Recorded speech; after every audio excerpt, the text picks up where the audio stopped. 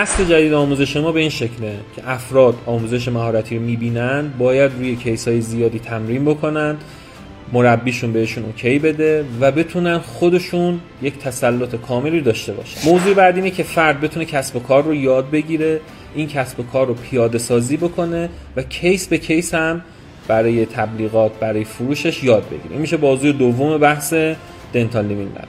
دنتال لیوینگ لب ما یک بازوی دیگه هم داره که فرد برگشت روی مطلب خودش مراجعه داشته باشه برای خودش و بتونه از اون سیستمی که یاد گرفته کسب درآمد بکنه. در واقع اگه بخوایم این رو دسته‌بندی بکنیم، 3 موضوع جدید داریم برای آموزش. موضوع اولمون آموزش مهارتی با تعداد کار کردن بیمار زیاد و چه بسا نامحدود.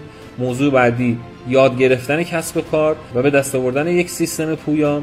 موضوع سوم کوچینگ فرد برای پیاده سازی این موضوع توی کلینیک خودش یا مطبی که داره.